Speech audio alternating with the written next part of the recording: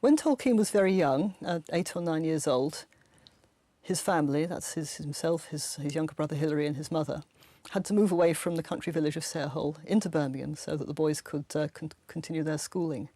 And they moved to an area called King's Heath. They lived in various places around there.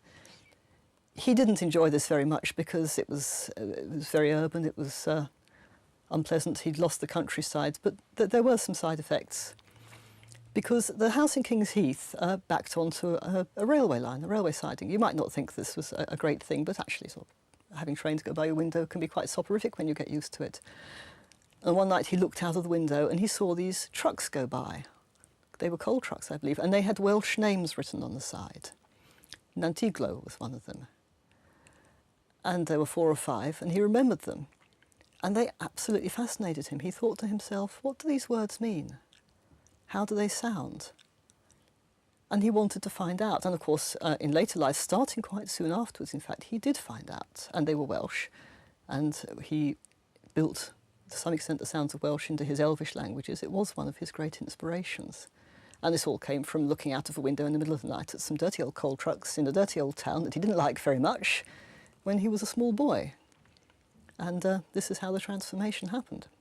When J.R. Tolkien came back from the part he was playing in World War I, he was unwell. And he was moved around to several army camps, and at one point they were staying near a place called Rous up in Humberside.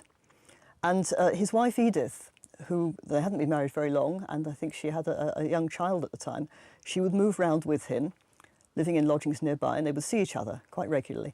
And near the place Rous there was a small woodland. It wasn't a woodland area, but they found this small wood and they used to go for walks there quite privately. And she would just, it was springtime and summer, and she would just impulsively do a dance for him, just sort of gracefully. Victorian people love to dance. And later on, when he started writing his Silmarillion stories, he translated this into the dance of the elven woman Luthien Tinuviel, who was one of his great heroines, and remained a great heroine right through his writing career.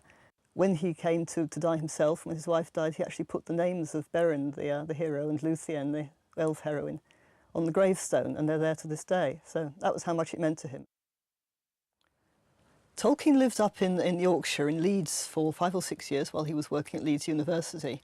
And it's interesting that the Shire, which is so very much an embodiment of Middle England, is divided into 4 sections, whether they're administrative sections, I'm not sure, but they're called the West Farthing, the North Farthing, the South Farthing and the East Farthing.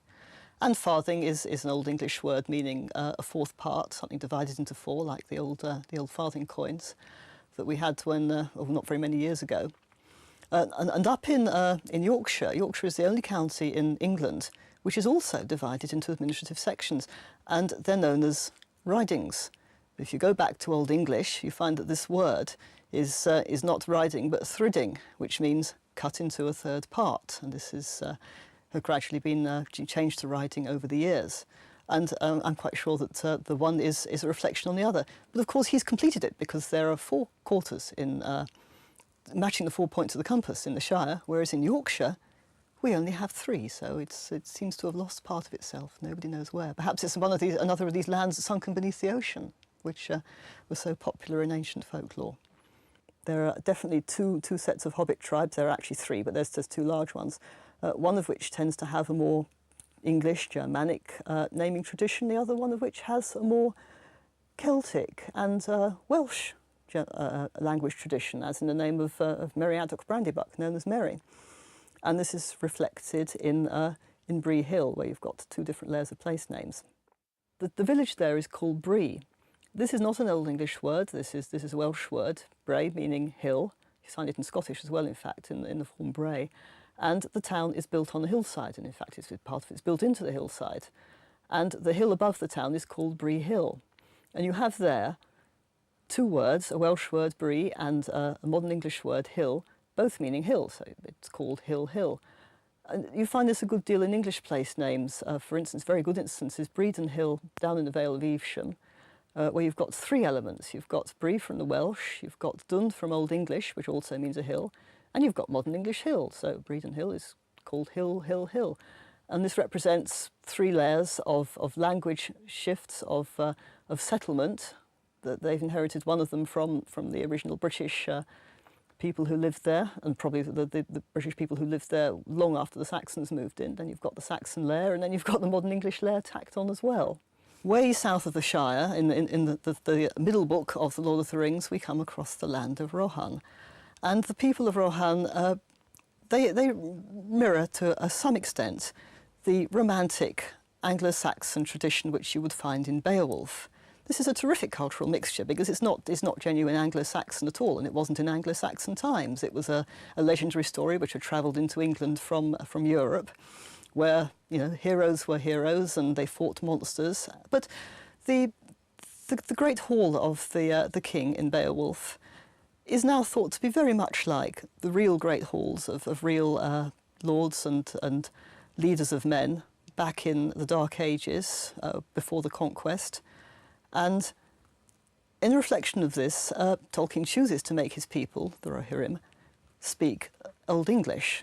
Their names, their personal names are in Old English. A great many of their place names are in Old English, although he also uses modern English names which reflect what you might call an Old English tradition. So he has a mixture of these, some and some. And he doesn't use the Old English of Beowulf, though. He uses the Old English as it would have been if it had been spoken by the people of the Midlands. In other words, we're back here in Mercia again, in the border country, the country of Worcestershire, which didn't exist in those days, that he was so very fond of. And he personalises the tradition in this way, just by changing some of the words to reflect a slightly different geographical tradition to the what you might call the classical Old English. When we come to the land of Gondor, the great civilization in the south of Middle-earth, we no longer find what you would call a very English influence at all. In fact, the whole of the countryside there has more of a Mediterranean feel to it. When Samwise and Frodo walk into the land of Ithilien, and he describes the ilex trees and the beautiful aroma of the leaves in this peaceful, empty but peaceful land, it's much more Italian than it is Northern European. But he doesn't actually use classical place names there. He uses very much Elvish place names. I mean, Ithilien is Elvish, Gondor itself is Elvish. The great river Anduin, which runs through the whole of Middle-earth, is an Elvish name. So he there very much stays with this Elvish tradition which he created himself from his earliest writings. And this is the strongest influence in Gondor. But he does say, in the far south of the land is a port called Pelagia. I wonder if perhaps that relates at all to the old Greek word for the open ocean. But he said himself in his later life that when he visited Venice in Italy, he found it very, very beautiful. And this reminded him, he said, of old Gondor and Pelagia. So he made this connection really after he wrote it, which I think is quite typical in a way, because this is all to do with imagination, and it's all to do with making connections, creating, as it were, a fairyland from an ideal.